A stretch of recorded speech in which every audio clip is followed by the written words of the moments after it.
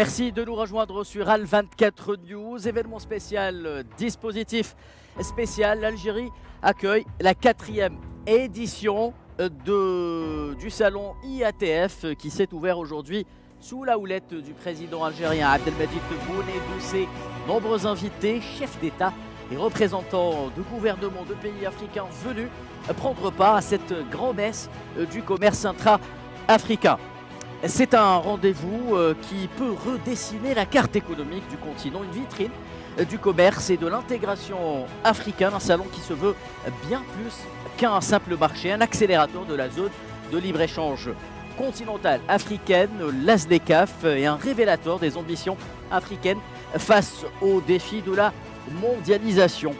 Derrière les stands, les discours qui animeront cette semaine d'échange, les chiffres parlent d'eux-mêmes. À peine 15% des échanges africains se font aujourd'hui entre pays africains contre plus de 60% ailleurs, en Europe ou en Asie. Alors l'enjeu est donc colossal. Il est temps de changer cette donne, transformer le potentiel en réalité, bâtir des corridors logistiques, lever des barrières non tarifaires et mobiliser des financements massif. L'Algérie, de son côté, entend jouer un rôle moteur. Sa position géostratégique, ses infrastructures, sa volonté politique affichée en font une porte d'entrée vers l'Afrique et la Méditerranée, une porte d'entrée devenue naturelle. Mais cette ambition, aujourd'hui, doit également se mettre au diapason des contraintes concrètes, les délais, les financements et les compétitions d'influence qui se veulent féroces sur ce continent. Quels engagements réels sont pris aujourd'hui? Quels corridors deviennent prioritaires? Et surtout, quelles retombées tangibles pour les économies africaines et pour l'Algérie? L'IATF 2025 à Alger, c'est maintenant et c'est juste après ça.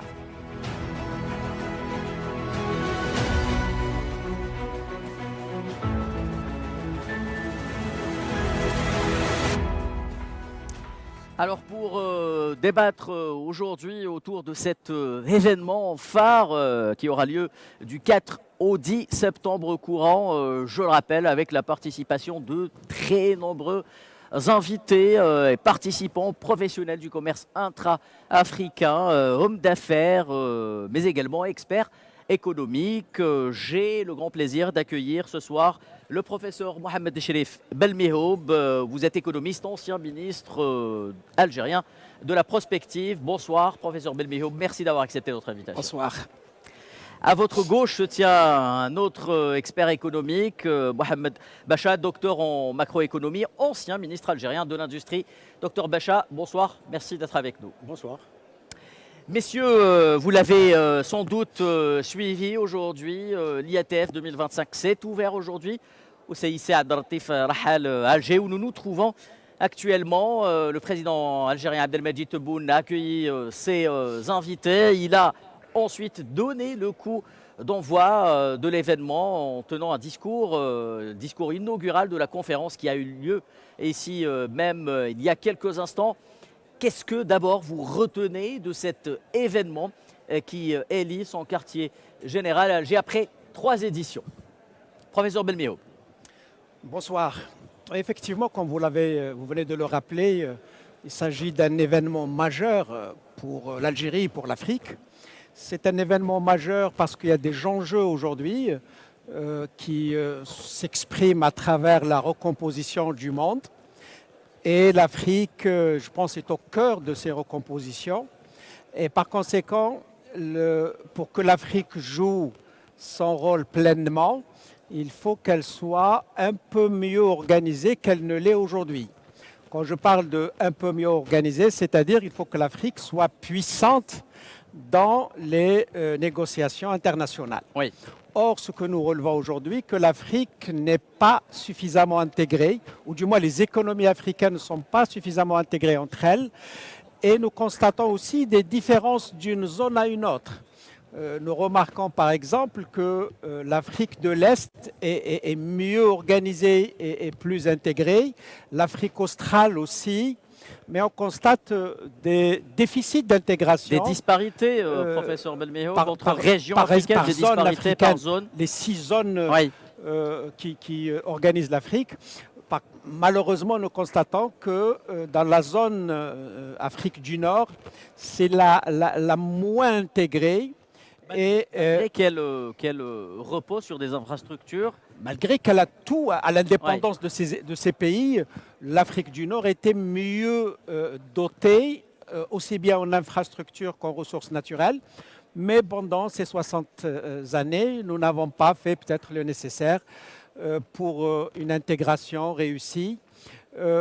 D'ailleurs, nous constatons aujourd'hui que même chaque pays de l'Afrique du Nord contribue marginalement à l'économie africaine. C'est-à-dire on n'est pas intégré à l'économie africaine pour différentes raisons. Je peux évoquer 3 raisons majeures qui me semblent importantes.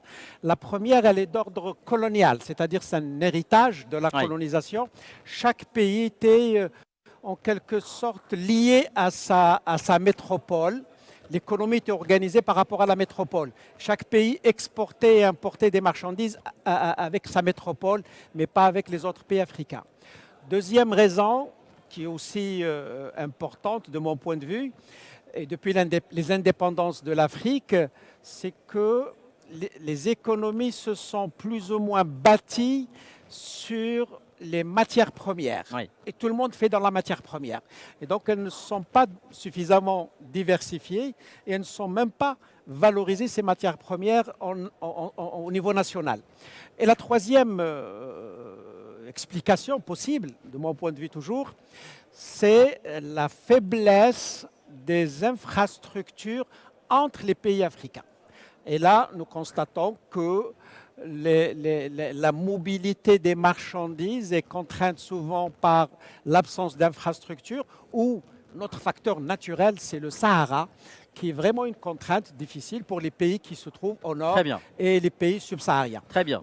Mais je termine avec ça. Allez-y, professeur. Au cours des dernières années, tout de même, l'Algérie et d'autres pays aussi d'Afrique ont réalisé des infrastructures significatives qu'on peut observer aussi bien dans les ports que dans les infrastructures routières. Et je citerai, juste pour commencer, peut-être on revient sur ça tout à l'heure, la transsaharienne, qui est vraiment une infrastructure d'envergure. Merci professeur Belmehoub. Docteur Bacha, d'abord, bien entendu, vos impressions. L'Algérie est au cœur de l'Afrique aujourd'hui, du commerce intra-africain, de l'intégration. C'est bien une vision que l'Algérie veut développer avec ses voisins africains et une impulsion nouvelle est donnée à partir d'aujourd'hui lors de cette 4e édition de l'IATF, ici à Alger. Oui, tout à fait. Je pense que le fait que cette manifestation se tienne chez nous, en Algérie, n'est pas le fruit du hasard. Donc, les précédentes se sont déroulées en Égypte et en Afrique du Sud. Et donc, le fait que l'Algérie a tenu à ce que cette manifestation se tienne chez elle correspond à un besoin qui est interne. Ça permet de consolider notre économie et de la mettre sur la voie de son décollage. Et permet à l'Afrique aussi de sortir un peu de l'ornière dans laquelle elle a été placée par le schéma mondial qui s'est fait après la Deuxième Guerre mondiale, qui a été fait de manière à privilégier les pays anciennement coloniaux, les pays qui dominaient le monde à ce moment-là. Donc l'Afrique se retrouve un peu dans une ornière et c'est important que notre pays fasse ce qu'il est en train de faire. Ça permet de donner une impulsion forte à l'Afrique. Notre pays, par son histoire, est porteur d'une ADN de libération. Donc nous sommes un pays de liberté, nous sommes un pays de libération. Et depuis, pays panafricaniste avant toute chose, et depuis toujours. On se rappelle la grande manifestation de 68 panafricaine qui a réuni tout ce que l'Afrique constituait comme artistes et personnes portées vers la culture. Donc c'est une tradition qui est forte chez nous. Et l'Algérie, par son ADN de libération, a contribué depuis son indépendance à la sortie du joug colonial d'un certain nombre de pays, d'une manière active. On se rappelle toujours les fameuses phrases de Mandela, qui considérait que l'Algérie était sa première, voire sa patrie de base, où il est devenu un homme Et c'est cette mission que l'Algérie, je pense, on se souvient tous de ces paroles de la chanson de Myriam Makeba. Absolument. Ana Hurra fil Jazair, je suis libre en Algérie. Absolument. Donc on le fait donc par nature et c'est notre destin d'être la locomotive de l'Afrique pour se libérer. Et je pense que ce que l'on fait, il y a quelques pays africains qui le font et qui sont dans cette démarche.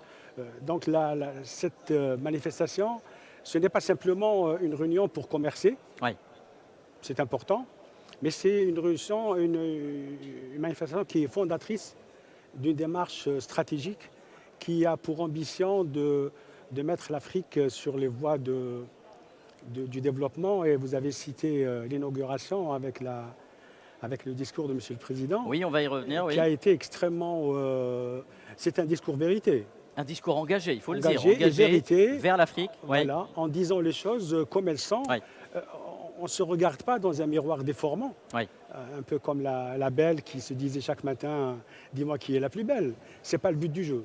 Donc il faut être conscient de ses faiblesses pour pouvoir prétendre les juguler et s'améliorer en permanence. Beaucoup de chiffres ont été cités par M. le professeur.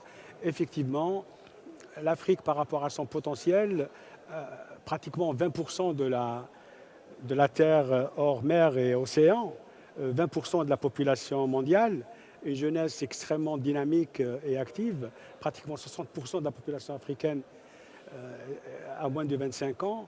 Donc le potentiel est là. Maintenant, pratiquement 60 ans après les indépendances, il n'est pas sérieux de continuer à parler de potentiel. Il faut passer véritablement à une démarche volontariste où chaque acteur connaît sa mission et s'agence et s'ajuste avec les autres acteurs pour pouvoir hisser l'Afrique au niveau qui est le sien. En termes de données, effectivement, si on les regarde, on peut basculer facilement vers un pessimisme qui n'est pas, pas de vigueur. L'Afrique, avec peut-être 3 000 milliards de PIB annuellement, l'Allemagne a... 3 400. Jusqu'à 3 400, oui. Okay. Mais ça fait pratiquement moins qu'un pays comme l'Allemagne, qui est dans les 4 500, 4 600. Donc, pratiquement la plupart des pays développés. Donc, on est très, très loin d'exploiter réellement tout le potentiel qui est le nôtre. Et c'est pour ne pas se complaire, peut-être dans les chiffres un peu poudre aux yeux, 3% de l'Afrique, 3, 4, 5%. Même à 10%, l'Afrique doit aller encore davantage. Nonobstant, docteur, des perspectives de croissance, et cela on peut, et vous pouvez bien entendu le constater sur les différents rapports des organisations économiques internationales, des perspectives de croissance qui sont de plus en plus encourageantes sur le continent africain. Qui, dans le contexte actuel, ne sont pas suffisants pour impulser un véritable décollage économique. Pour décoller économiquement, il faut être à un minimum de 6, 7%, 8%. Donc sur le plan de la démarche, beaucoup d'Africains arrivent à s'aligner sur les standards de développement. Je citerai simplement, vous parliez tout à l'heure de diversité, peut-être d'inégalité ou dysfonctionnement global. Disparité peut-être entre... 5 pays, les 5 premiers pays, dont l'Algérie, cumulent plus de 55% du PIB africain. Les 10 premiers pays cumulent pratiquement 75% du PIB africain. Donc il y a encore plus de 40 pays que l'on peut considérer relativement facilement comme étant des micro-économies. Et donc ces manifestations, dans le cadre de la ZECAF, de la zone de libre-échange, pas oublier que les initiales de la manifestation, c'est IATF. IATF, c'est trade free, donc c'est libre-échange. Mais le libre-échange se fait sur des bases concrètes, de production, sur des bases industrielles. On ne commerce pas ce qu'on ne produit pas. Donc il faut produire pour commercer. Et produire à un niveau tel que l'on puisse satisfaire les besoins locaux et en même temps s'inviter dans des marchés où des consommateurs seraient intéressés d'acheter nos produits. Donc la production constitue la clé de voûte du commerce africain, intra-africain, qui est encore à un niveau indigent parce qu'on est finalement presque dans une absence de complémentarité. La plupart des pays africains sont orientés en matières premières. Donc pour pouvoir échanger, il faut manufacturer. Pour pouvoir changer de paradigme, il faut industrialiser. Et il n'y a pas de commerce viable sans industrialisation de fond pour valoriser toutes les filières et faire en sorte, par exemple, que le cacao produit en Afrique à moins de 3 dollars la tonne et revendu, manufacturé à 15 dollars les 20 grammes. Oui. Donc il y a un écart de valeur ajoutée qui est produit expatrié. Principalement, rappelons-le, par la Côte d'Ivoire et le Ghana. Absolument. Donc c'est primordial que tous nos pays se mettent dans une démarche d'industrialisation forte qui leur permette d'exploiter leur chaîne de valeur et devenir des acteurs et non plus des objets de négociation à l'échelle internationale. Très bien, docteur Bachan, nous allons y revenir en détail par rapport à ces mécanismes et ces leviers qui permettront à l'Afrique demain, bien entendu, de réussir son propre modèle d'intégration économique.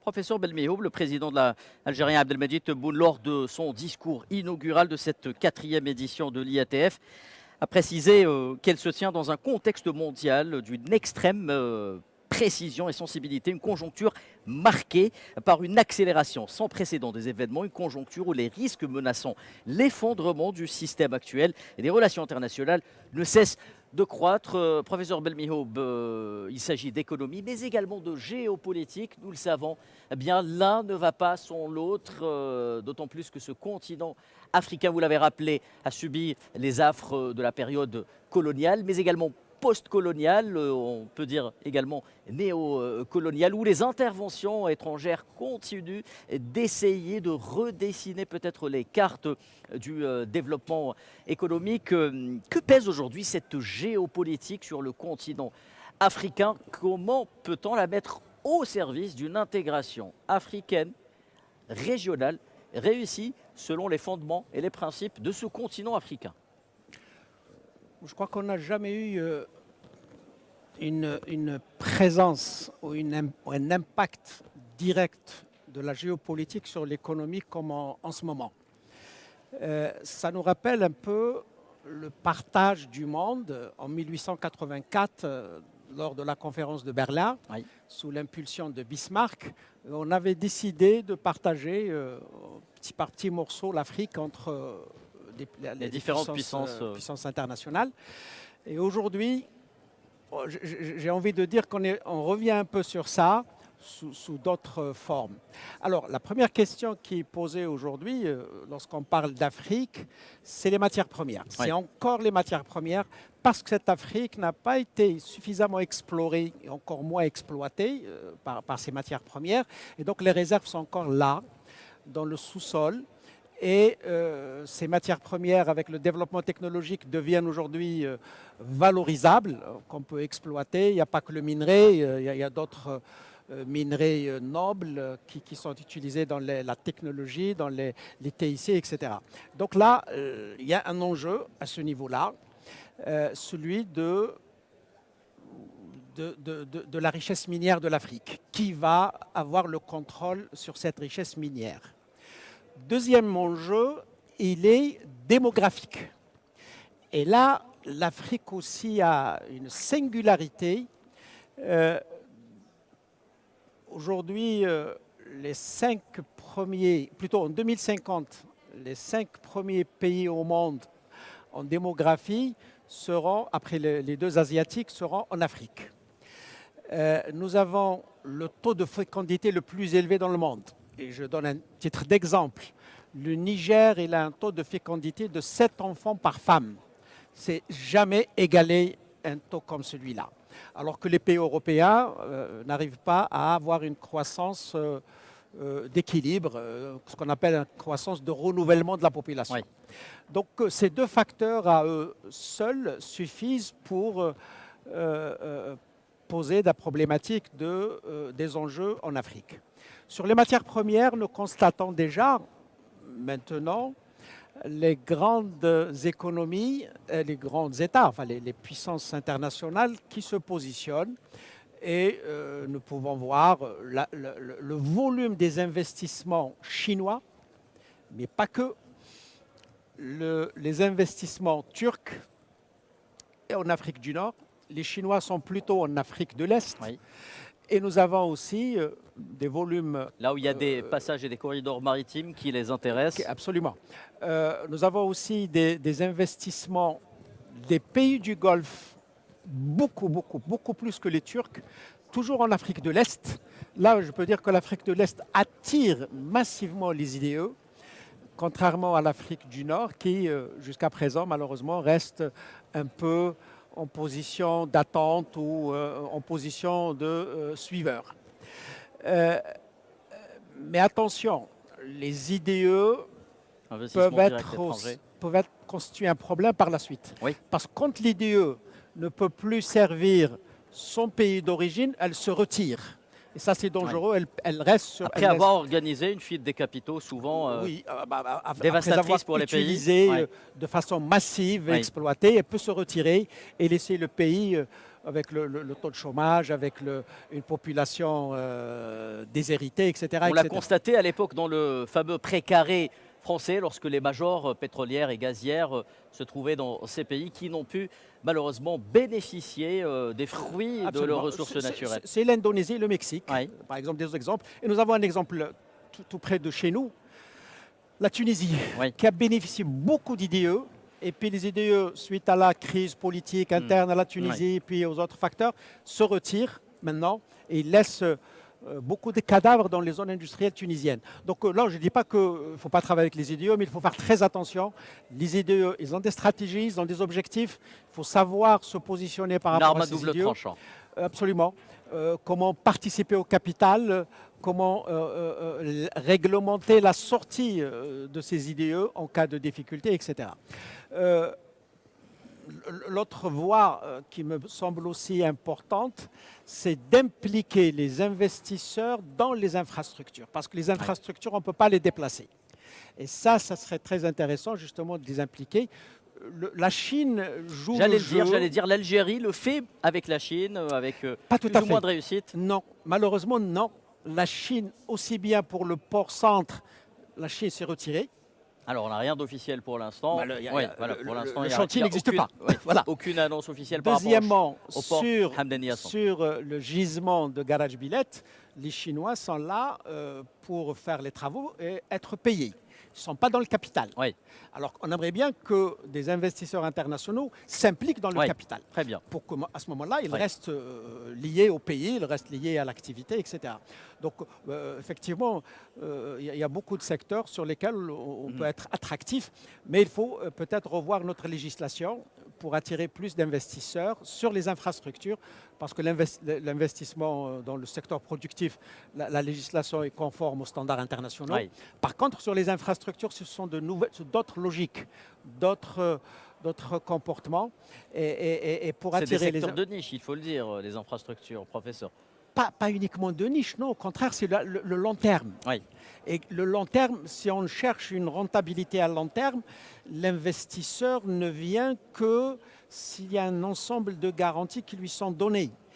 Parce qu'il ne va pas récupérer son capital au bout de 10 ans ou 15 ans. Quelles sont les formes d'investissement privilégiées? Les PPP à ce moment-là? Les PPP, oui. Les PPP aujourd'hui, mais qui sont encore dépassés, parce qu'on commence à... Le bilan de la Banque mondiale sur les PPP, il est mitigé. Il y a beaucoup d'échecs. Il y a beaucoup de réussites, mais il y a beaucoup d'échecs. Il y a certains secteurs qui ne fonctionnent pas avec les PPP, il y a d'autres moins. Je pense qu'il faut qu'on organise d'abord au niveau national. Je pense que c'est là aujourd'hui, malheureusement, on peut le dire en Algérie, à part Sonatrach, le nouveau groupe Sonarem qui se met en place, il n'est pas encore structuré. Peut-être Sonelgaz. Nous n'avons pas des entreprises de taille critique capables d'attirer des investisseurs étrangers, parce qu'ils leur donnent la garantie. Une clusterisation peut-être des entreprises dans certains secteurs, est-ce que ça aiderait justement à attirer plus clusterisation, ça marche dans les secteurs manufacturiers, mais pas dans les infrastructures. Donc je crois, moi, de mon point de vue, aussi bien dans le secteur public que dans le secteur privé, il faut renforcer nos groupes industriels qui soient de taille critique, capables de négocier au plan international. Y compris en matière de gouvernance. professeur. C'est sûr. Parce que quand vous négociez un pacte d'actionnaires avec un étranger, ce n'est pas une mince affaire. Très bien. Très, très complexe. Mais quand vous avez la taille critique, quand vous avez le management approprié, vous pouvez négocier d'égal à égal. Et là, nous avons cette faiblesse d'avoir pas des petites entreprises, des entreprises moyennes, y compris dans le secteur public, elles ne sont pas suffisamment grandes, par quelques groupes qui sont encore insuffisamment structurés, mais dans le secteur privé, c'est encore petit. Et là, il faut trouver les formules, comment faire de l'agglomération des entreprises pour avoir des groupes qui interviennent puissamment à l'international. Et derrière ces entreprises, ces groupes, il y a des PME, bien sûr. Très bien. Donc, le schéma de l'organisation industrielle chez nous n'est pas encore fiable pour aller dans des projets internationaux de grande envergure. Très bien. C'est une question de maturité avant tout, professeur Belmehoub. Docteur Bacha, avant de vous poser la question suivante, je vous propose de marquer une première pause. Mesdames et messieurs, restez avec nous. Ce débat passionnant se poursuit sur Al 24 News juste après une courte pause.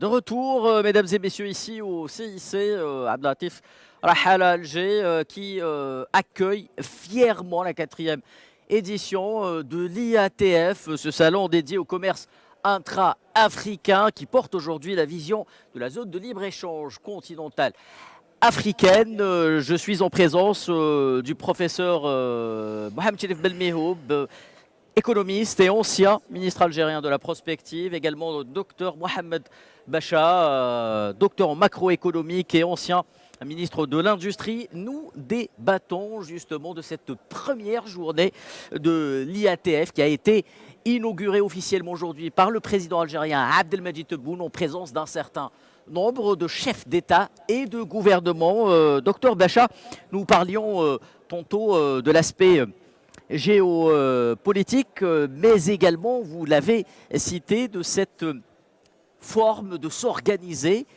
continentalement pour pouvoir disposer de soi-même sur un certain nombre de mécanismes africains.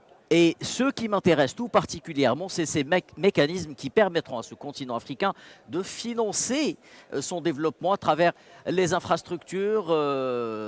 Par exemple, nous avons vu récemment, lors du dernier sommet de l'Union africaine, que l'Algérie notamment et d'autres pays ont appelé à la création d'un certain nombre de mécanismes de promotion de l'investissement par des financements, mais également des mécanismes de gestion du crédit, parce que certains pays africains pâtissent actuellement de la vision occidentale, ultra-libérale de certaines agences. On peut citer quelques-unes comme Fitch ou Moody's qui ont la main justement aujourd'hui sur la manière de financer les crédits. Le crédit qui permettra à un certain nombre de pays africains de dépasser le poids de la dette et de continuer à financer leur développement. Que faut-il faire aujourd'hui dans le cadre de cette vision de l'IATF pour conforter cette vision ? Il faut dire que vous posez une question qui est cruciale donc par rapport aux enjeux géopolitiques mondiaux qui se déroulent. Donc on s'aperçoit que, d'ailleurs ce que dit un proverbe africain, seul on peut aller vite et ensemble on ira loin. Oui. Donc c'est un fait qu'en étant isolé, chacun négociant pour soi, un pays seul ne peut pas peser dans la balance. Et on le voit dernièrement dans l'actualité, l'accord que les Américains du Sud ont passé avec l'Europe. C'est dans un cadre global du Mercosur. Donc ce n'est pas isolément que les gens vont négocier. Et je pense que c'est peut-être une des faiblesses majeures de l'Afrique. C'est que chacun y va tout seul vis-à-vis de mastodontes économiques et juridiques qui maîtrisent des aspects de technicité et de puissance qui sont extrêmement importants. Donc il est fondamental que des manifestations de celles qu'on vit aujourd'hui chez nous soient une occasion de remettre peut-être les choses en question par rapport à des démarches qui sont maintenant obsolètes. Il faut absolument que l'on puisse peser dans les négociations internationales et de n'être plus un objet de convoitise, mais devenir un véritable acteur géopolitique. Mais là, comme on dit, il y a loin de la coupe du verre à la coupe, à la bouche. J'aimerais donner un exemple, docteur, sur ces fameuses agences de notation de crédit et leur vision ultralibérale. Souvenez-vous, à l'époque de la crise des subprimes, comment étaient notés ces fameux subprimes selon vous? C'était généralement des triple A, si vous vous souvenez bien. Alors que ces mêmes agences sont intraitable dans la gestion de la notation des crédits par rapport à certains pays africains qui ont très peu de moyens et qui n'ont pas d'autre choix que de s'endetter pour continuer à financer leur développement. Oui, c'est ce manichéisme, cette vision à double tranchant peut-être. De toute façon, les institutions internationales sont connues pour des orientations géopolitiques et géostratégiques qui ne vont pas dans le sens des pays en développement et des pays émergents. Que ce soit le FMI, la Banque mondiale ou un certain nombre d'agences qui travaillent peut-être d'une manière avec une couverture de technicité et d'analyse économique, etc. Mais sur le fond, les rapports de force priment dans les rapports internationaux.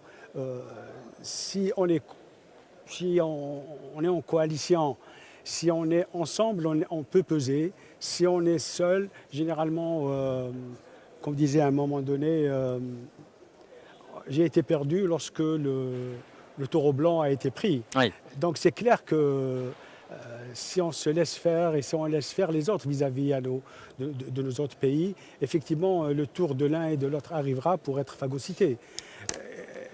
L'enjeu maintenant, c'est comment arriver à institutionnaliser une démarche politique qui fait que le commerce africain se développe, la confiance s'instaure entre les Africains et même l'investissement intra-africain soit boosté. Il y a un certain nombre de blocages ou de freins qui font que l'Afrique reste encore cloisonnée et dépendante d'un certain nombre de marchés extérieurs où tous les rapports se définissent à leur niveau, que ce soit les prix, les quantités, les qualités, etc. et même le besoin. De toute façon, l'Afrique répond aux besoins des pays industrialisés et ne répond pas du tout à ses besoins. Donc comment arriver à faire en sorte que l'économie africaine se consolide, qu'il y ait davantage d'intégration et que les Africains passent d'un niveau rachitique en termes d'échanges à un niveau plus consistant, comme en Europe ou en Asie. 60% du commerce intracontinental à leur niveau se fait entre eux. Comment arriver à un tel niveau, ou du moins progressivement, et à quelle échéance? Donc il y a un certain nombre d'outils qui nous font défaut, que ce soit au niveau des pays ou à l'échelle globale. La planification stratégique est un outil qui est quasiment mis hors d'état d'agir. Pratiquement aucun pays africain n'agit dans ce sens. L'intelligence économique, c'est une démarche qui nous permet de gérer la donnée, d'avoir une veille stratégique de haut niveau et d'agir en lobbyisme puissant qui permet de sauvegarder nos intérêts. Oui. Pratiquement aucun pays africain n'a en place une structure d'intelligence économique qui soit à la hauteur de ses besoins. Peut-être un peu la Tunisie a une longueur d'avance sur d'autres pays, mais en tout état de cause, si on évalue la Tunisie par rapport à son potentiel, 50 milliards de dollars de PIB ne fait pas d'elle une hyper-économie. Ça reste une microéconomie, qu'on le veuille ou non. Ce qui n'enlève rien à leur capacité et à l'intelligence tunisienne. Exactement. Ce n'est pas le but de la question. Mais en tant qu'entité globale, nous restons encore très insuffisamment capables d'exploiter nos potentiels. Si on devait se comparer à une entreprise, notre niveau d'activité représente peut-être 10% du potentiel effectif. Si on voit en termes de pays équivalents sur le plan stratégique, un pays comme l'Espagne, c'est 45 millions d'habitants, une superficie qui vaut peut-être à 2 ou 3 wilayas de chez nous. Et elle fait un PIB qui dépasse, qui est maintenant pratiquement de 2450 milliards. Donc nous avons un retard en termes de croissance qui est global et qui est valable pour tous les pays africains. Et avec une différenciation très importante en termes de structure. On a des pays qui sont relativement, qui sont à la porte de l'émergence, qui n'y sont pas encore. donc les 5 pays ou les 6 pays qui sont dans le top 5. Et puis les autres, vous savez, le PIB médian en Afrique est de l'ordre de 10 milliards de dollars. C'est-à-dire que plus de la moitié des économies africaines sont à un niveau d'entreprise internationale moyenne. Pour rester sur les mécanismes, docteur Bacha, comment justement cette zone de libre-échange africaine, continentale africaine, pourrait-elle remédier à ces blocages, pour ne pas dire difficultés, au niveau de certains pays africains, mais au niveau de ces 5 ou 6 régions de l'Union africaine qui se juxtaposent, mais qui n'arrivent pas à se parler économiquement parlant à travers ce fameux commerce intra-africain qui devra d'une manière ou d'une autre se mettre en place, car on n'a pas le choix. Je vous disais tout à l'heure le principe de la planification stratégique Oui. qui nous permet de nous évaluer nos forces, nos faiblesses, les opportunités, les menaces qui se mettent, qui sont autour d'un pays ou du continent et qui nous permettent de définir... Tout commence par une analyse SWOT alors. Oui. Pourquoi pas, oui. mais c'est des outils qui sont importants, il ne faut pas les négliger. C'est valable pour une entreprise, c'est valable pour un secteur, c'est valable pour un pays, c'est valable aussi pour le continent. Oui. Et ça permet, et je pense que cette occasion par rapport à une manifestation de cette ampleur, on peut imaginer que si la zone de libre-échange est un cadre d'action, et qui, dans une de ses dispositions, considère la diversification économique comme un des piliers du commerce interafricain. Donc, si vous voulez, la conscience stratégique de se diversifier est incluse dans le pacte de la ZLECAf. Donc le besoin est là.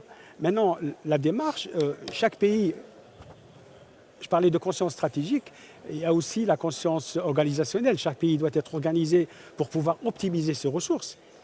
Et il y a aussi la conscience de soi de chaque citoyen pour pouvoir être un acteur de son pays. Donc chacun à son niveau doit pouvoir jouer son rôle. Sur le plan africain, beaucoup d'institutions qui partagent l'information n'existent pas. Tout à l'heure, le professeur parlait d'IDE nocifs ou toxiques. Ils sont là. Quand on n'est pas structuré, quand on n'est pas organisé, quand on n'a pas les outils de défense nécessaires et même d'être offensif, on n'attire pas les investisseurs stratégiques, on attire les prédateurs. C'est eux qui viennent chercher à se régaler. Donc, en s'améliorant sur le plan organisationnel, sur le plan d'organisation de l'économie, et l'Algérie peut donner cet exemple. Nous avons un certain nombre de jalons qu'on a réussi à mettre en place, et on se rappelle tous, sans être passéistes, les années 70, l'Algérie était portée par une démarche de développement où, je me rappelle au plan, on disait que le retournement devait se faire au début des années 80. Malheureusement, au début des années 80, le retournement ne s'est pas fait dans le sens où on l'attendait, mais dans le sens d'un revirement vers des approches qui nous ont menés là où nous ont menés et qui nous ont fait perdre peut-être 15 ou 20 ans ou 30 ans de développement. Donc on a beaucoup d'expérience, on a des capacités d'être en situation de benchmarking par rapport à l'Afrique pour dire voilà ce qu'on a compris sur la manière de se développer, voilà les erreurs qu'on a commises. Et pour se corriger, il faut reconnaître ces erreurs. Et voilà ce pourquoi on vous propose, comme feuille de route à partir de cette manifestation, pour s'organiser et améliorer notre capacité à mieux gérer nos potentiels économiques, nos chaînes de valeur, et mieux transformer chez nous une économie qui ne transforme pas, qui n'arrive pas à développer, ce que le professeur disait, des champions capables de s'imposer sur le plan régional et international, ne peut pas prétendre à la diversification. Très bien. L'espoir renaît ici tout de même, docteur Bacha, en Algérie, lors de cette 4e édition de l'IATF, placée justement sous le signe d'un espoir envers d'un commerce intra-africain qui se met en place, notamment grâce à la ZLECAf, cette même ZLECAf, professeur Belmihoub, qui devra quant à elle s'appuyer de manière sérieuse sur ce qu'on appelle les corridors stratégiques. Aujourd'hui, 9 corridors, grands corridors trans-africains sont identifiés par l'Union africaine. L'Algérie est engagée dans le corridor, vous l'avez dit, transsaharien, cette fameuse route qui part d'Alger pour arriver à Lagos au Nigeria, mais aussi d'autres projets de liaison ferroviaire vers la Mauritanie, ou encore la Tunisie. Selon vous, quels corridors doivent être considérés comme prioritaires pour ancrer le rôle de l'Algérie dans cette intégration économique africaine? Alors, si vous permettez, juste revenir juste quelques minutes sur l'enjeu international. L'Afrique est vraiment le continent victime des institutions internationales. Je m'explique. Je tiens juste à rappeler que cela a fait partie d'un passage du discours du président algérien Abdelmadjid Lioum Tebboune. Absolument. On a mis des institutions, ce qu'on appelle les institutions de Bretton Woods, en 1944, 1946, et on a, à travers ces institutions, le FMI régule, la Banque mondiale aide. Lorsque le FMI intervient pour réguler, il peut faire de la casse, la Banque mondiale vient pour corriger, etc. etc. Président Abdelmadjid Tebboune, juste pour le citer, qui a déclaré aujourd'hui l'Afrique est marginalisée dans la prise de décision économique mondiale en raison de sa marginalisation dans la plupart des institutions financières et économiques internationales. C'est exactement ça. Et je vous donne des statistiques. Sur 29 pays qui ont été soumis au PAS, différents programmes d'ajustement structurel, du FMI, 22 Africains, 3 s'en sont sortis plus ou moins bien. L'Algérie a eu à faire cette expérience. Bon, l'Algérie a eu une expérience, pas tout à fait un PAS, parce que c'est un truc de courte durée. L'ajustement a été fait rapidement et on est sorti des conditionnalités. Mais je parle des vrais PAS, par lesquels sont passés et le Maroc et la Tunisie et l'Égypte. Deux fois. La Tunisie, elle revient. Mais maintenant, on ne parle plus de passe. Et donc, sur les 22 pays africains, il y en a 2 ou 3 qui sont sortis plus ou moins. Est-ce que c'est à cause de ces passes ou pour d'autres considérations? Mais pour dire, ça a été un échec lamentable. Et lorsqu'on observe ces institutions internationales, je vais parler tout à l'heure de l'OMC et de la ZLECAf, lorsqu'on regarde de près ce que font ces institutions aujourd'hui quand ils interviennent dans les pays africains et d'Amérique latine, au titre du chapitre 4, ils regardent la solvabilité du pays. Il ne faut pas que le pays devienne insolvable parce que les factures sont en Occident. Ils ont peur beaucoup plus de ça que du développement local, des chômeurs, de la cherté de la vie, de l'inflation, etc. etc. Il vérifie en premier lieu la solvabilité du pays. Dispose-t-il de réserves de change? A-t-il la capacité de rembourser sa dette, etc. etc. Et on distribue la note.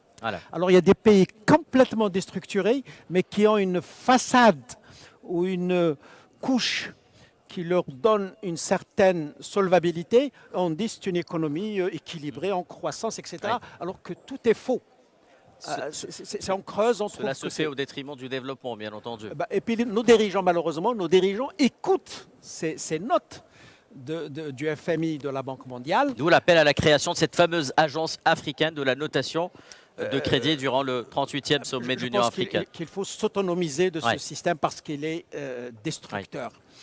Et donc nos dirigeants africains ils sont contents quand on leur dit que vous êtes bien, etc. Et l'année prochaine, on leur dit non, vous êtes dans le chaos. Et là, ils ne parlent pas. Quand la note est mauvaise, ils ne parlent pas de cette note. Là, c'est la première chose, la première observation. Et puis l'OMC est venu beaucoup plus tard, justement pour le libre-échange, la mondialisation. Et c'est un instrument qui a été mis aussi au service de l'Occident, des économies développées. Et de mon point de vue, la ZLECAf est tombée dans le panneau. On a repris toute la réglementation de l'OMC et on l'a plaquée, on a dit c'est la ZLECAf. Si vous regardez la ZLECAf, toute la réglementation, c'est l'OMC, copier-coller. Alors que peut-être les pays africains ne sont pas au niveau de ces pays développés, et d'ailleurs qui sont soumis à des conditions de préparation pour être membres de l'OMC. Et là, on va soumettre 53 pays africains d'un seul coup à des règles identiques à celles de l'OMC, alors que certains pays ne sont pas prêts pour aller dans ce sens. Moi, de mon point de vue, on aurait dû regarder ça de près et faire des adaptations. Alors, évoluer. Ce n'est peut-être pas à mettre au crédit de la ZLECAf en elle-même, mais plutôt sur la vision avec laquelle... Oui, voilà. Non, ce sont les c'est-à-dire pas la ZLECAF en tant qu'instrument. Non, je parle de contenu. Oui, voilà. Ce sont les experts de la ZLECAf, conseillés par l'OMC. Et on leur a donné ce modèle ultralibéral, alors que l'Afrique n'a pas besoin, pour le moment du moins, elle a besoin de développement beaucoup plus que de liberté totale, commerciale, etc. Il y a certains pays qui ont besoin de l'aide pour être à niveau sur le plan, pour mettre en exploitation leurs usines, leurs exploitations, leurs richesses minières. Là, on a pris quelque chose de définitif, Très bien. alors qu'on aurait pu aller progressivement. Et là, on ne fait pas attention à ces choses, mais qui ont des effets directs sur les pays. Revenons à ces fameux corridors, professeur. Alors, les si vous voulez bien. corridors, bon, on peut recenser 13. Ouais, 13, en fait. oui. Il y a 4 en projet. Oui. Mais Il y a les 4 9, en projet, voilà, oui, les 9 sont réalisés exactement, presque. voilà. Il y en a 3 ou 4 qui sont opérationnels et qui marchent plus ou moins bien. Il y a une étude de la CNUSED sur ces corridors en Afrique qu'elle a bien noté, qui tourne bien. Encore une fois, c'est en Afrique de l'Est et en Afrique australe, parce qu'il y a des traditions d'échange entre les pays. Il y a même j'allais dire, des législations plus ou moins rapprochées, plus ou moins standardisées. Donc là, ça a été facile pour les mettre en place. Il y a d'autres corridors qui, d'abord, souffrent encore de moyens logistiques, parce que le corridor, ce n'est pas uniquement la route qu'on a construite, ou le port, ou le chemin de fer. Il y a des équipements spécifiques pour justement organiser les flux vers les pays membres du corridor. Et là, pour accélérer, parce que pour faire vite, pour que les marchandises ne traînent pas trop dans les frontières. Donc il y a des équipements que certains corridors ne disposent pas encore pour le moment. Et deuxième question qui est très, très contraignante souvent, c'est que la législation est différente d'un pays à l'autre. Oui. Et là, pour se mettre d'accord, pour trouver un accord... C'est l'une des préoccupations de la SLECAF, justement, d'harmoniser ces législations, notamment au niveau douanier, tarifaire. Absolument. Et là, certains pays vont jusqu'à dire nous pouvons proposer une législation dérogatoire pour les corridors. On garde notre législation qui est standard au niveau international, etc. Mais pour les corridors, nous sommes prêts à avoir une législation dérogatoire, ce qu'il faut faire d'ailleurs, l'adapter au contexte pour faciliter les échanges. Parce qu'aujourd'hui, malgré les infrastructures, les délais d'acheminement des marchandises d'un pays à l'autre sont encore très très élevés. Les frontières sont fermées, les règles douanières ne sont pas respectées, les contrôles prennent plusieurs jours, contrôle qualité, je parle contrôle qualité. Et donc il y a un certain nombre de facteurs qui font que les corridors sont soumis à des législations nationales. Chacun dans son coin, et là ça ne fait pas corridor. Très bien. Corridor, lorsqu'on se met d'accord sur un minimum de règles homogènes qui ne pénalisent personne, bien sûr, et qui doivent évoluer. C'est ça. L'intérêt, ce n'est pas d'aboutir du premier coup à l'optimum. C'est d'aller par étapes et arriver au bout d'un certain nombre d'années à une réglementation optimale. Et là, ça manque. Et justement, l'Afrique ne dispose pas aujourd'hui d'institutions spécialisées dans ces questions. L'Afrique, au niveau de l'UA, à part un secrétariat technique qui fait un peu de la législation, de l'harmonisation, il y a un secrétariat technique de la SLECAF qui est à côté, qui s'occupe des aspects SLECAF, mais sinon nous n'avons pas d'institution capable de fournir l'expertise nécessaire aux décideurs politiques au niveau de l'UA. Et nous n'avons pas, par exemple, un institut sur le droit africain, par exemple, pour dire, voilà, qu'est-ce qu'on peut faire, qu'est-ce qu'on ne peut pas faire, les contradictions qui peuvent exister. Nous n'avons pas, par exemple, des organismes de métrologie, parce que la métrologie, c'est un outil extraordinaire dans les échanges internationaux. Les instituts de normalisation. Parfait, professeur. Donc je vous propose, ça, c'est des questions très, très importantes. Permettez-moi de vous proposer de marquer une deuxième pause, s'il vous plaît, avant de revenir à ce débat passionnant ici en direct du CIC Abdel-Latif Rahal à Alger pour la 4e édition de l'IATF qui a élu son QG Alger du 4 au 10 septembre. Je vous retrouve juste après une courte pause.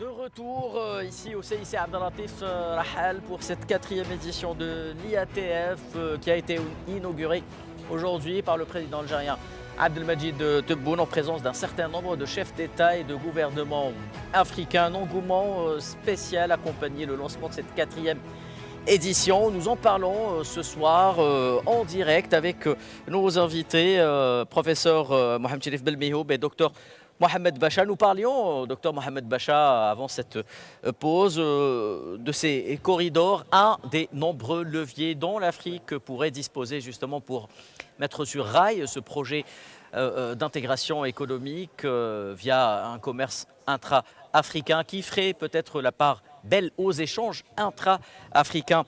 Justement, l'IATF 2025 met en avant plusieurs secteurs autres que ceux qui exploitent des matières premières. Plus de 70% des exportations africaines reposent encore malheureusement sur l'extraction et l'exploitation des matières premières.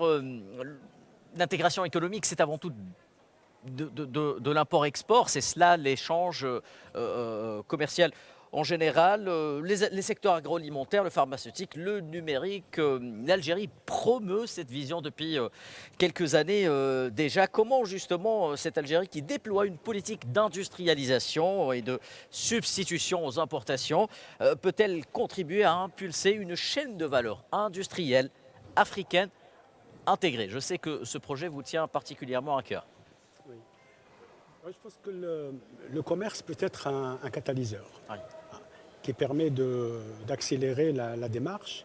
Mais en tout état de cause, en commerce, ce qu'on produit, notamment dans une zone de libre-échange. Donc il y a le principe de la validation de l'origine qui est fait.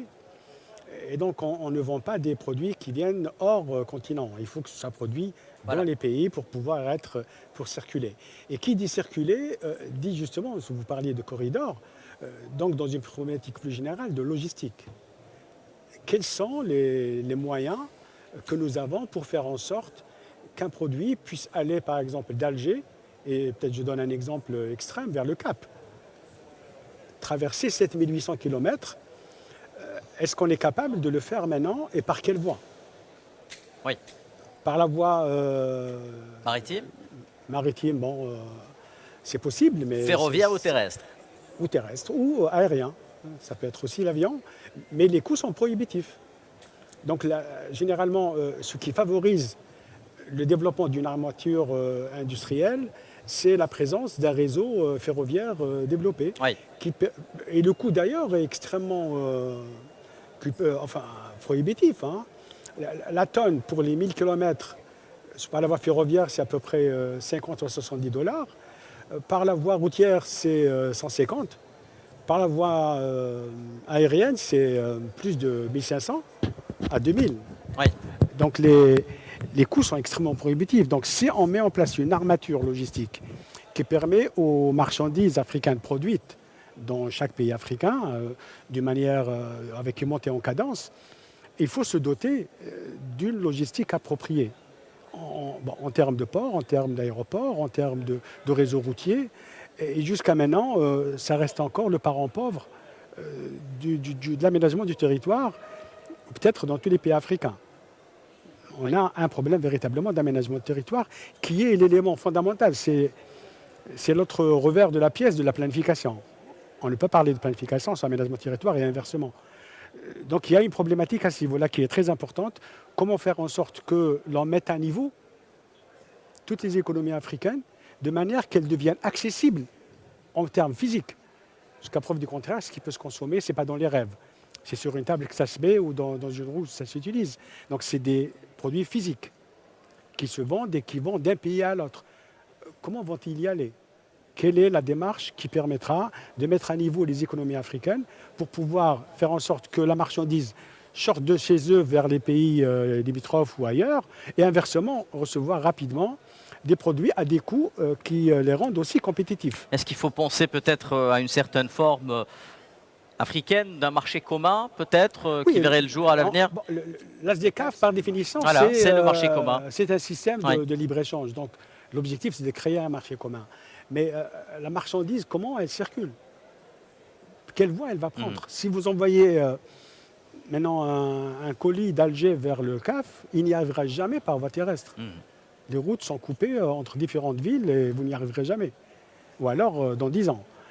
Donc ce n'est pas le but du jeu. Et donc c'est plusieurs, non pas une seule, mais plusieurs routes transsahariennes qui devraient se mettre en place sur ce continent africain, qui, rappelons-le, est gigantesque par la géographie et la superficie. La Banque africaine de développement estime que l'équivalent d'un plan Marshall pour l'Afrique et la mettre à niveau sur les 10 ans, c'est l'équivalent de 180 milliards d'investissements chaque année.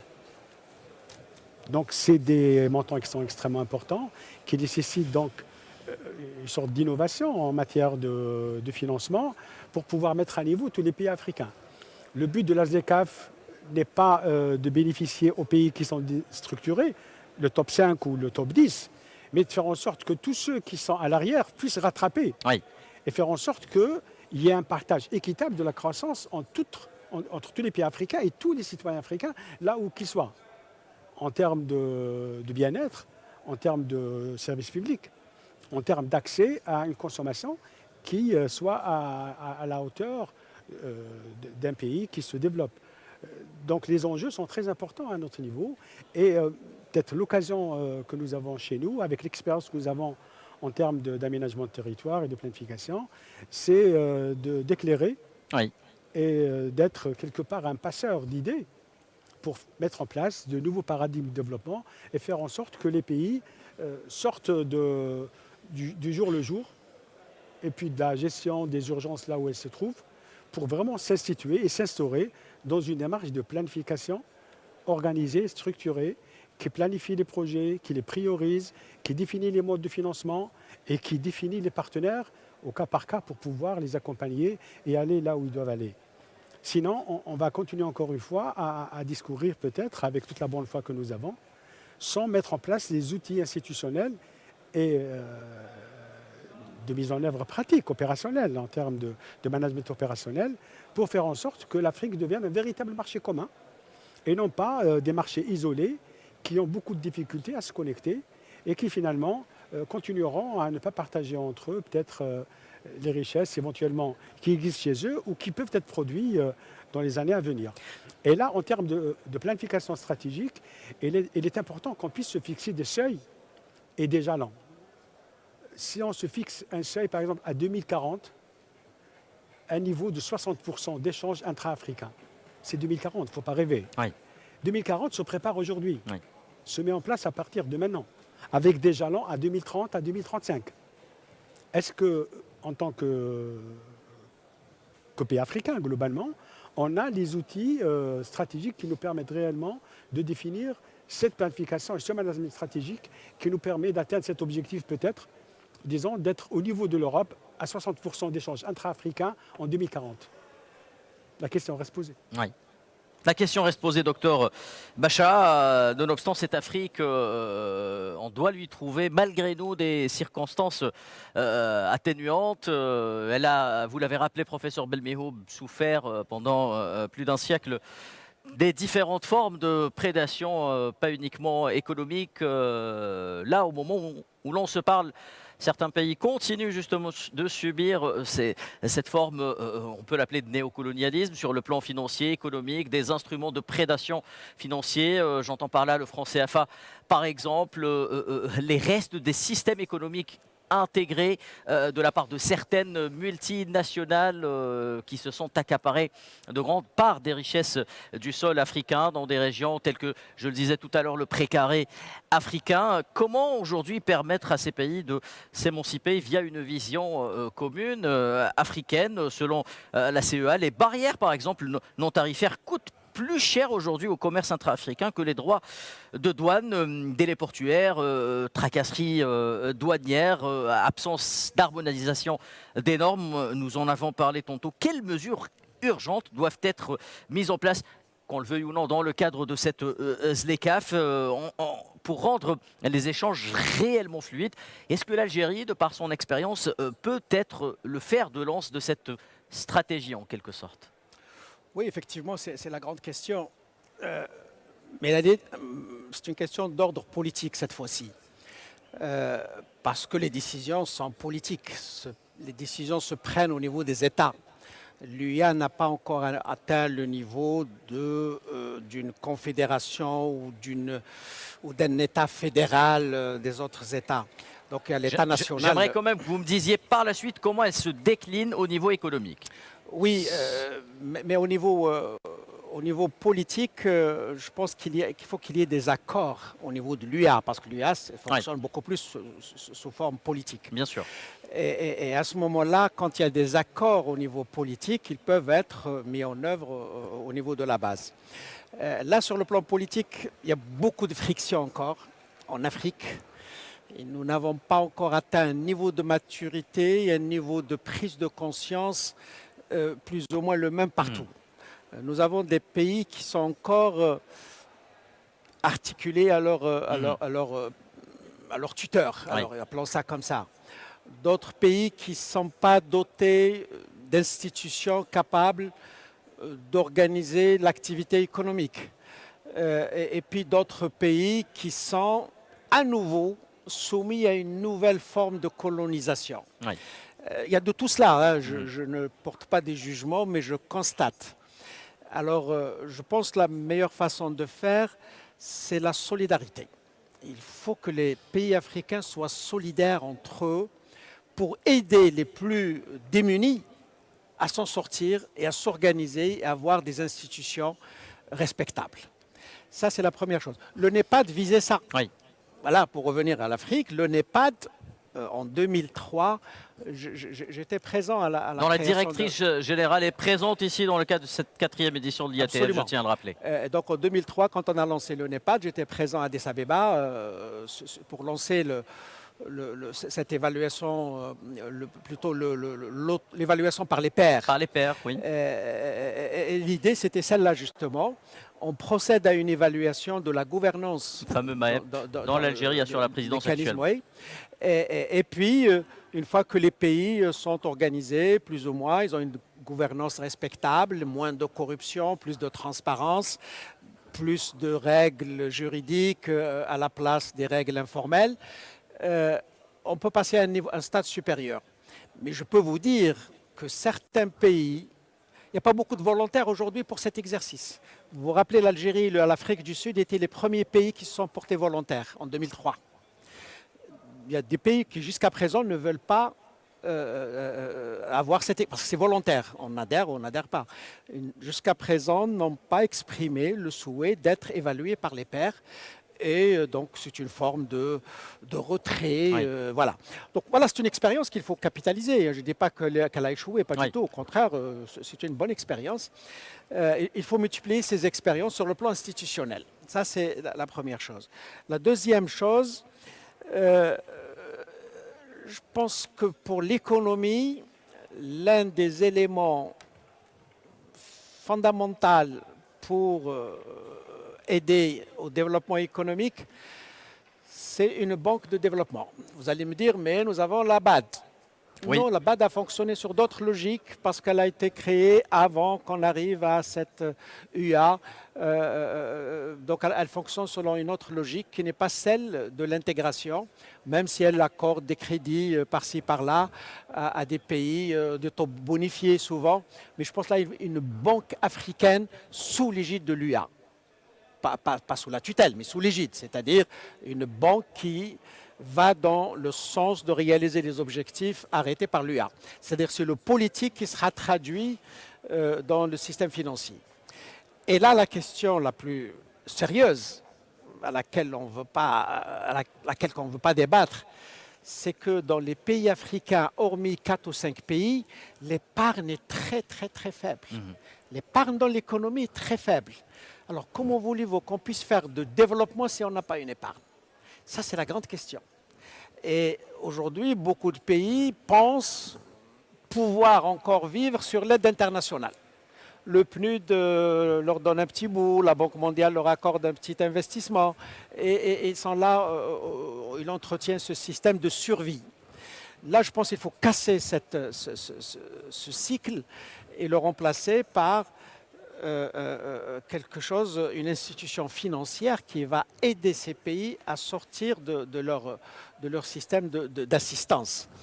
Et là, ce n'est pas facile parce que, comme je viens de le dire, très peu de pays ont de l'épargne. C'est-à-dire ce matelas peut-être qui pourrait leur permettre de financer. Mais si on est suffisamment organisé, on peut mobiliser du capital international. Oui. Ce n'est pas interdit de mobiliser du capital international. Lorsqu'on lui donne des garanties, le capital international va trouver aussi un intérêt à investir. Donc la question du financement du développement est centrale. Et là, je n'ai pas entendu beaucoup de discours sur cette question parce qu'elle est difficile. Et comme elle est difficile, on préfère ne pas en parler trop parce que... Peut-être qu'elle sera d'actualité lors de cette 4e édition de l'IATF. Ce matin, j'ai écouté le discours du président de la Afreximbank. Afreximbank, on va en parler justement. Oui. Son discours, c'est celui... Monsieur Obasanjo. Pas Obasanjo, non. Ah, pas Obasanjo, pardon, Monsieur Omara. Voilà. Son discours, c'est celui d'une banque commerciale ultralibérale qui est là pour financer le commerce extérieur. Je pense que l'Afrique a besoin d'autre chose que de ça. Très bien, on espère que l'on pourra débattre justement lors de cette 4e édition à niveau institutionnel de toutes ces questions.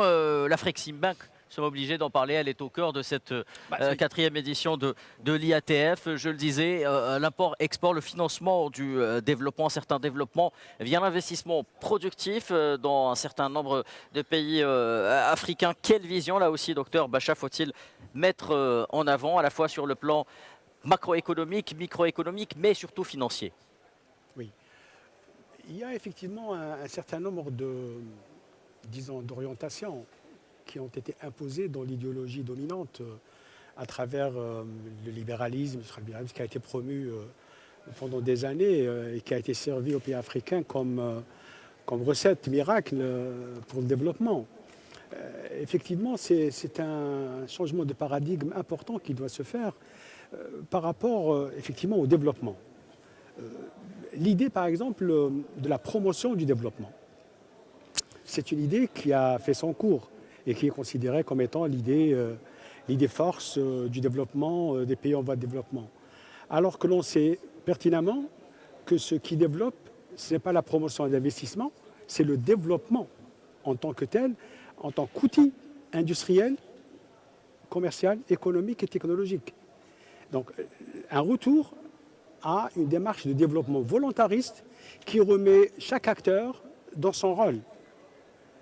Un État africain ne peut pas jouer simplement sur le domaine de la régulation. Il a une mission historique à accomplir, c'est d'être le levier, le catalyseur, le facilitateur, et y compris sur certains domaines, l'investisseur. Sinon, si l'État se dissocie de sa mission, nous aurons des pays qui courent après l'investisseur en lui offrant des avantages fiscaux, parafiscaux, et qui finalement ne mènent pas au développement. Parce que la logique n'est pas une logique de développement, c'est une logique de croissance peut-être des entreprises ou des investisseurs concernés. Donc un pays, lorsqu'il promeut la promotion d'investissement, se met dans la logique de l'entreprise, même bienveillante, et qui veut investir en toute bonne foi. Donc l'idée, priorité au direct, docteur Bacha, permettez-moi de vous interrompre. Le président algérien Abdelmadjid Tebboune vient d'arriver à l'instant même au Palais des Expositions Safex à Alger pour inaugurer la foire de l'IATF, de cette 4e édition de l'IATF. Comme vous pouvez le voir sur ces images, le président Abdelmadjid Tebboune arrive actuellement, en ce moment même, au Palais des Expositions. Il est en train de saluer ses invités pour cette 4e édition d'IATF ici en Algérie. Il serre la main actuellement à la vice-présidente algérienne de la Commission africaine, le Premier ministre algérien, mais également d'autres personnalités venues prendre part à cette foire de l'IATF. Je le rappelle, au Palais des Expositions à Alger.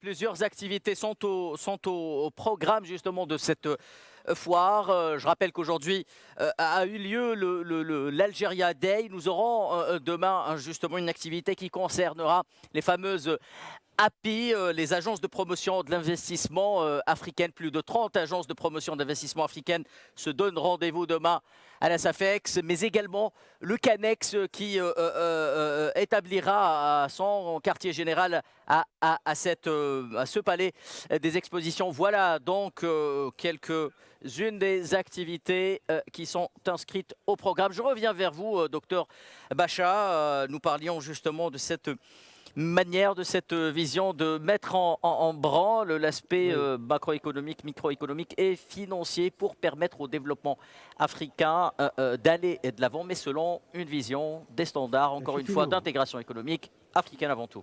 Absolument. Donc, mon idée, c'est qu'on puisse peut-être en finir avec cette démarche de promotion des investissements qui finalement a mené à des impasses. On attend l'investisseur, il faut être soi-même investisseur et faire en sorte que l'État rejoue son rôle pleinement à l'État, dans tous les États africains. Quelles sont les alternatives, docteur Bacha? Donc enfin, pas les alternatives, mais des solutions qu'on pourrait également envisager qu'on revienne à une réhabilitation de la planification stratégique comme outil qui permet de bien comprendre l'état dans lequel on est et de se projeter sur les 10, 15, 20 ans qui viennent. Indépendamment de ça, on va continuer à s'adosser aux mouvements qui se passent ailleurs en essayant de s'y coller du mieux qu'on peut. Donc on reste dans une attitude beaucoup plus passive qu'active. Et donc réévaluer au niveau africain les rôles des États dans le développement économique, industriel et technologique.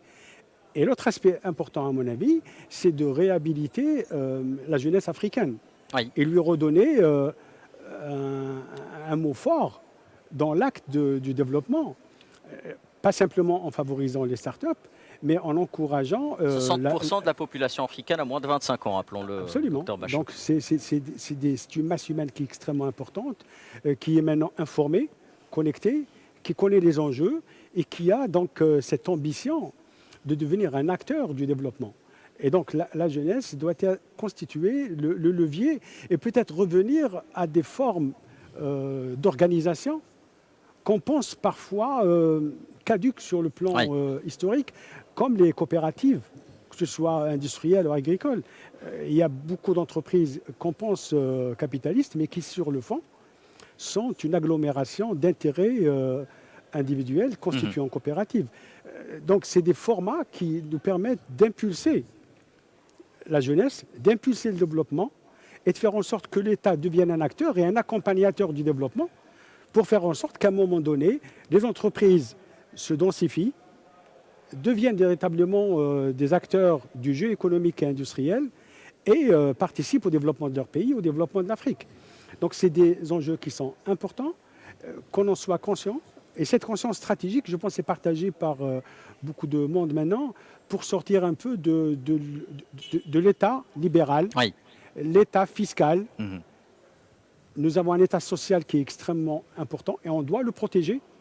Mais on a ici un État, au sens grand E, économique, qui doit aussi retrouver un certain nombre de fonctions stratégiques de développement dont on l'a délesté pour des raisons peut-être d'économie de marché, d'idéologie à un moment donné qui faisait florès et qui finalement a abouti à une stagnation économique de pays qui, lorsque ils se développent avec des 2 ou 3% de croissance, pensent avoir fait l'affaire. Alors qu'ils sont très loin du décollage qui est attendu de chaque pays africain. Revenons, si vous le voulez bien sûr, un peu aux aspects macroéconomiques. Nonobstant, l'Afrique a de réelles chances parce qu'elle a du potentiel et les fameuses crises, dirons-nous, économiques qui participent à cet effort qui se veut refaçonner, reconfigurer le paysage économique mondial et qui met en avant des perspectives comme la colocalisation industrielle dont les pays africains, certains nombres du moins, pourraient bénéficier, notamment vis-à-vis du voisin européen qui est en face des pays nord-africains. Comment aujourd'hui mettre en branle une stratégie qui pourrait nous permettre, nous, pays africains, professeur Belmihoub, de parler, de négocier d'égal à égal à cette Union européenne, une autre forme peut-être plus libérale de l'intégration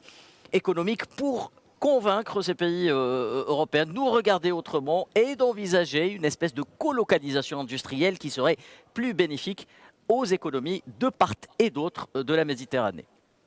Oui, vous avez terminé votre question par la Méditerranée. Oui. Ceci est valable pour la Méditerranée, pas pour les autres. Oui.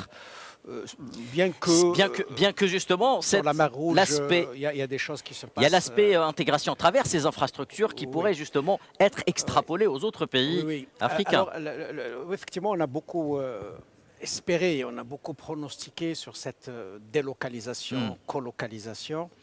Le problème qui s'est posé, c'est celui de la productivité du travail. Les Européens, enfin les investisseurs des pays développés trouvent que la productivité du travail dans ces pays est très faible.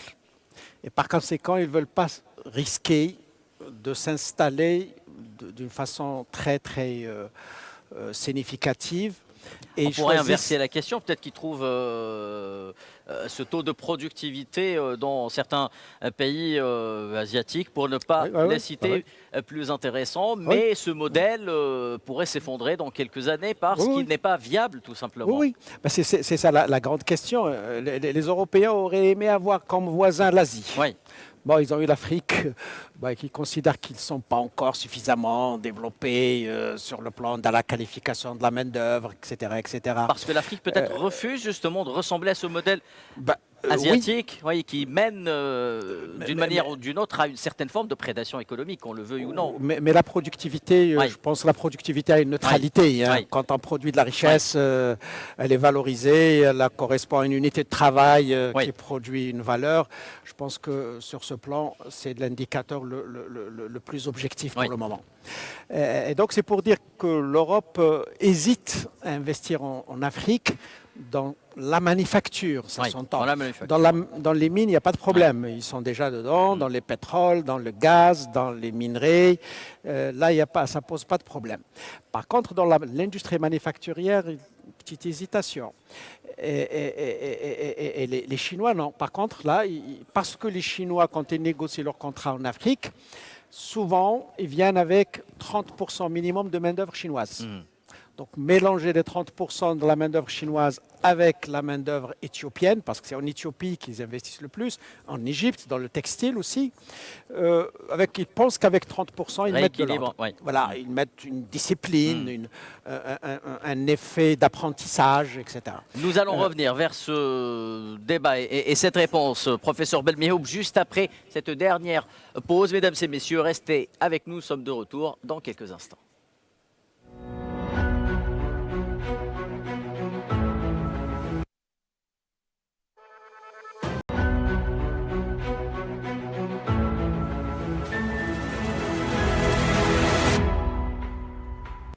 De retour au CIC Abdelatif Rahal ici à Alger, ce bel écrin qui accueille aujourd'hui le début, le lancement, l'inauguration de la 4e édition de l'IATF ici en Algérie, un événement qui se tiendra du 4 au 10 septembre courant. Il a été inauguré cet après-midi par le président algérien Abdelmadjid Tebboune en présence de nombreux chefs d'État et de gouvernement. Le président algérien Abdelmadjid Tebboune qui, il y a quelques instants seulement, venait d'inaugurer également la foire internationale de l'IATF au Salon des expositions d'Alger.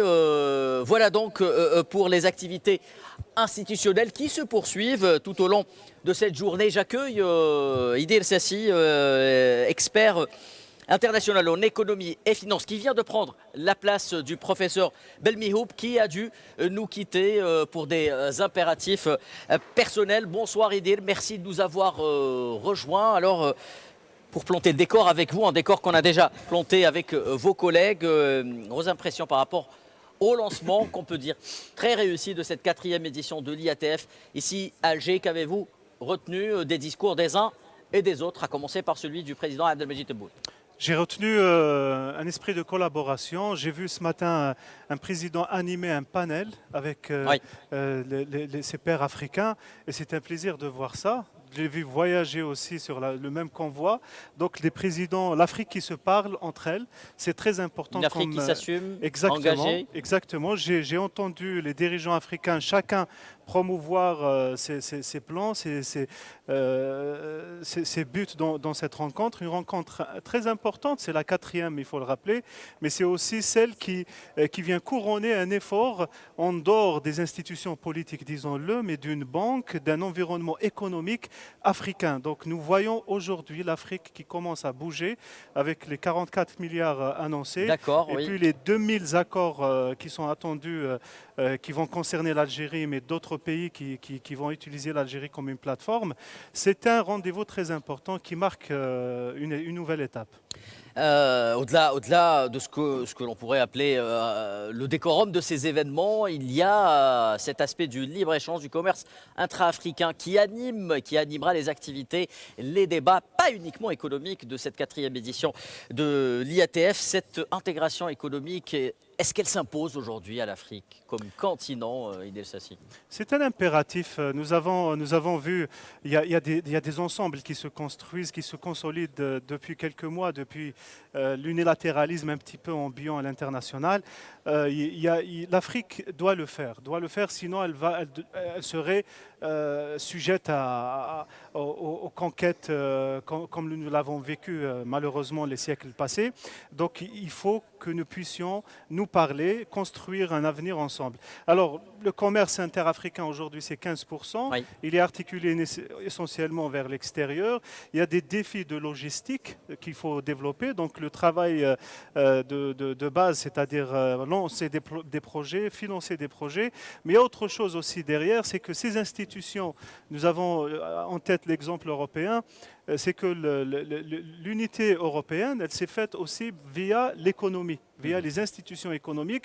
C'est un temps long pour l'Afrique, il faut l'entendre. Vous faites référence à la communauté du charbon et exactement. C'est un temps long dans lequel nous devrions nous inscrire, mais aussi ça va permettre en tout cas d'apporter des solutions, parce qu'aujourd'hui c'est vrai que nous avons des problèmes de logistique, mais il y a moyen de faire de l'intégration en dépassant ces problématiques. J'ai entendu aujourd'hui un panel qui parlait des problèmes de l'aérien, c'est très important, c'est-à-dire comment aujourd'hui, l'Algérie ou d'autres pays, nous puissions trouver des solutions pour que ces réglementations internationales puissent nous permettre plus de flexibilité pour interconnecter le continent africain.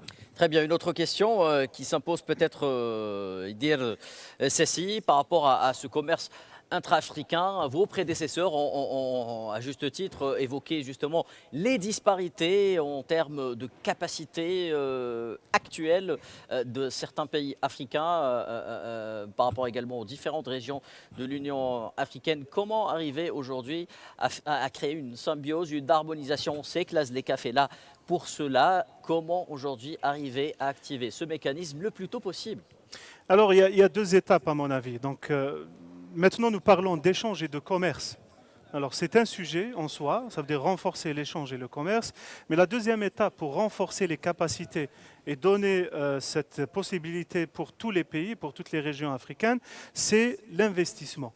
C'est-à-dire l'investissement qui est un sujet différent, ce n'est pas que le commerce, mais c'est d'établir des liens, c'est de s'installer, c'est d'échanger réellement, ça veut dire c'est une intégration plus poussée. Je pense que ça serait une deuxième étape. Pourquoi pas l'Algérie, qui est un pays qui a pris beaucoup d'initiatives, notamment sur la route et sur d'autres sujets, les zones franches frontalières, etc., pour fixer les populations aussi. Pourquoi pas, nous pourrions devenir demain, avec des fonds souverains, des investisseurs dans notre environnement. Et quand je dis fonds souverains, c'est-à-dire c'est des capacités de lever des fonds. Quand nous avons une banque africaine aujourd'hui, la Afreximbank, qui parle, elle est à 11 milliards de dollars de capitalisation, elle veut passer à 25 milliards, ça veut dire qu'il y a une confiance, le trust, comme on dit, au niveau de l'Afrique, avec notre agence de notation qui vient d'être mise en place il y a quelques mois. Oui. Ça veut dire construire cette confiance pour construire l'investissement, et de cette façon, nous pourrions établir plus de coopération et de justice dans ce futur. Docteur Bachet, j'aimerais avoir votre point de vue sur cette question de la colocalisation dont nous parlions avec le professeur Belmihioub avant qu'il nous quitte. Comment aujourd'hui faire en sorte pour se structurer de manière collective, commune, en symbole de libre-échange africain face à ce continent européen affaibli par les affres de la géopolitique et des crises systémiques qui frappe ce continent depuis quelques années. Comment pouvoir transformer cela en argument de négociation pour pouvoir attirer un maximum d'industries européennes, de pointe qui plus est, vers nos pays africains? Oui, effectivement, vous savez, pour pouvoir combattre à armes égales avec l'adversaire, il faut d'abord connaître ses forces et ses faiblesses. Et donc l'Afrique, effectivement, si elle prend conscience de ses forces, si elle prend conscience de ses faiblesses, a une possibilité de s'organiser, de se coaliser pour pouvoir parler d'une manière unifiée, d'une manière forte vis-à-vis de l'adversité. Vous savez que l'Occident ne fait pas de cadeaux, jusqu'à preuve du contraire, et il l'a prouvé à travers les siècles. Donc si on ne s'en détache pas, si on ne le déracine pas de ses positions fortes, il va s'y perpétuer et il va y rester. Donc on doit travailler de manière à ce qu'on puisse se consolider et s'améliorer. Le commerce, effectivement, c'est une fonction qui arrive à un moment final. C'est la conclusion, la consécration d'une chaîne de valeur. Oui. Donc il faut s'inscrire dans cette chaîne de valeur. Et à mon avis, l'industrialisation ou la réindustrialisation est une urgence fondamentale pour nous, Africains, à l'échelle des pays et à l'échelle globale. À l'échelle des pays, chaque pays doit se consolider en termes d'organisation pour pouvoir définir une planification stratégique qui lui permet d'atteindre ses objectifs. Et en même temps, en complémentarité ou en coordination avec tous les autres pays africains pour pouvoir travailler ensemble et s'unir et créer une synergie qui fait que un pays seul plus un autre pays font deux pays qui se coalisent, c'est 2-3 fois plus d'énergie qui se dégage. Donc il y a une priorité absolue, à mon avis, à donner à la réindustrialisation d'une manière concrète. Mais comment y arriver?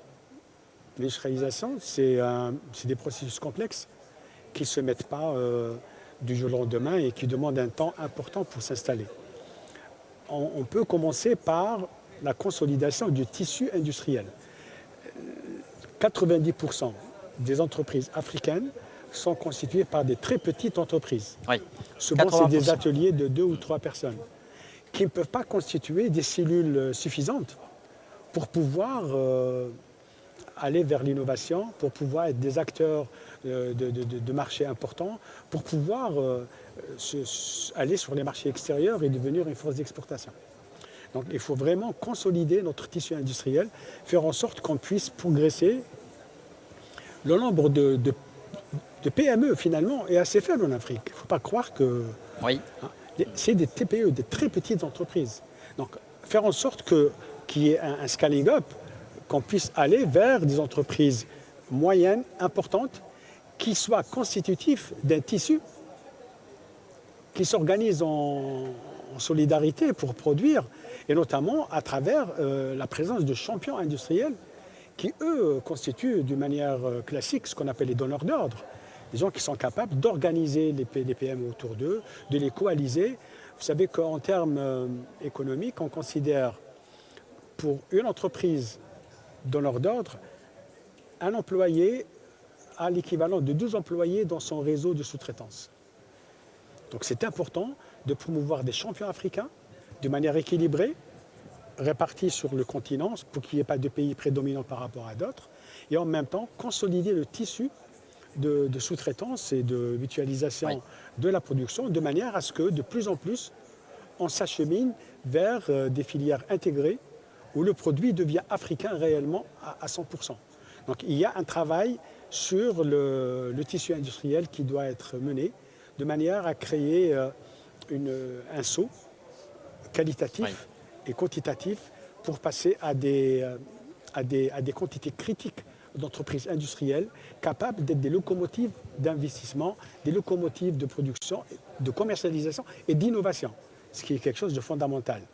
Innover, ce n'est pas simplement produire des brevets. Des brevets, on en a des centaines. Quel est le nombre de brevets qui ont fait l'objet d'une traduction industrielle et qui sont rentrés dans un processus qui a permis de développer industriellement un pays? La question se pose de manière cruciale. Donc, l'idée qu'on a de l'innovation doit changer. L'idée qu'on a du tissu constitué de petites entreprises éparses en pensant qu'elles peuvent constituer une ossature pour le développement, je pense que ça n'a marché nulle part. Ce qu'il faut, c'est essayer d'avoir un plan de réindustrialisation structuré au niveau de chaque pays, connais-toi toi-même d'abord, et au niveau plus global, régional, et peut-être global africaine, avec une armature logistique qui permet graduellement aux produits de se déplacer et d'aller d'un point à un autre africain en tenant compte des principes de compétitivité. Oui. Ce n'est pas parce que c'est un produit africain qu'on l'a à la bonne. Et il faut qu'il puisse aussi être compétitif sur le plan du prix, sur le plan de la qualité, sur le plan de la réponse aux besoins du consommateur, qu'il soit en B2B ou en B2C. Donc c'est une démarche de planification importante qu'il faut mettre en place, qu'il faut prévoir sur quelques années. Ce n'est pas quelque chose qui va se faire tout seul. Il faut qu'il y ait un État planificateur qui permet réellement de faire participer tous les acteurs et en même temps de mettre en place un plan directeur qui sera suivi sur une période de 5 ou 10 ans, peut-être 15 ans, pour faire en sorte que chaque pays se mette à niveau et devienne lui-même un acteur pour ne pas reproduire peut-être des travers centres-périphériques qu'on a avec l'Occident et que ça ne se refasse pas en Afrique. Les pays qui sont avancés dans le top 5 ou le top 10 vont être des locomotives qui vont se détacher et puis le reste du continent va continuer à suivre en devenant lui-même périphérie d'autres pays africains. Donc c'est un schéma qu'on ne souhaite pas, qui est un développement équilibré, partagé, une croissance acceptée et partagée par tous les pays africains, avec une mise à niveau volontariste et que chaque pays puisse contribuer à son niveau pour pouvoir faire en sorte qu'il y ait une industrialisation et un commerce qui soit le plus fluide possible pour que le produit réponde, d'un point de vue logistique, le bon produit au bon moment, au bon prix, chez le consommateur qui souhaite l'acheter, africain. Et le final serait, à mon avis, qu'on puisse aller vers une préférence africaine, au-delà de la SDCAF. Une véritable préférence africaine. Une culture de la préférence africaine peut-être même au sens propre du terme, c'est-à-dire un produit produit en Afrique ne sera pas accessible d'autres pays qui souhaiteraient l'exporter vers l'Afrique. Donc le produit africain devient exclusif. Mais encore faut-il qu'il réponde aux conditions d'industrialisation et de conformité par rapport à ce qu'on attend d'un produit industriel digne de ce nom. Mais ça serait peut-être une étape ultérieure. Très bien. Mais effectivement, c'est une démarche qu'il faut planifier, qu'il faut organiser, qu'il faut structurer et faire participer tous les acteurs, entreprises, sociétés civiles, institutions, organismes patronaux et des travailleurs pour que chacun puisse y apporter sa contribution et faire en sorte qu'il y ait un pacte socio-économique partagé par les populations et tous les pays africains. Merci docteur Bacha. Idil Sassi, alors là aussi l'intégration économique, l'Algérie insiste et c'est tant bien que mal de mettre l'Afrique au cœur du jeu économique, mais on fait l'intégration économique en regardant vers l'avenir et pas vers le passé. L'avenir, c'est de nouveaux secteurs économiques, à savoir le numérique, l'innovation, les industries créatives, l'intelligence artificielle et autres. Là aussi, comment faire en sorte que ce continent africain, on l'a dit, très jeune, ambitieux, riche en capacités, riche en potentialités également. Comment faire en sorte qu'il s'arrime à ce train qui part à toute vitesse partout dans le monde par rapport à ces secteurs qui tendent les bras aujourd'hui au continent africain sans perdre de temps? Alors, comme disait Dr Bacha, c'est vrai que l'Afrique en général, on a ce souhait de justice, de développement équitable, etc. Mais l'approche des investisseurs, avec lesquels j'ai eu l'occasion d'échanger récemment, c'est que quand il faut beaucoup faire, il faut choisir des champions. Si on parle du numérique, de la start-up, c'est les licornes. C'est certains secteurs clés. Ça veut dire aujourd'hui à Alger, le plus important à mon avis, c'est que nous, Algériens et puis même les autres Africains, puissions déjà identifier les priorités. Alors, c'est quel secteur sur lesquels l'investissement demain est porteur. Et sur ce secteur, nous ne pouvons pas tout faire. Donc il faut, c'est une démarche ciblée, elle va coûter moins cher et elle va comporter moins de risques, mais c'est comme ça, c'est un passage obligé à mon avis quand on parle le langage de l'investisseur.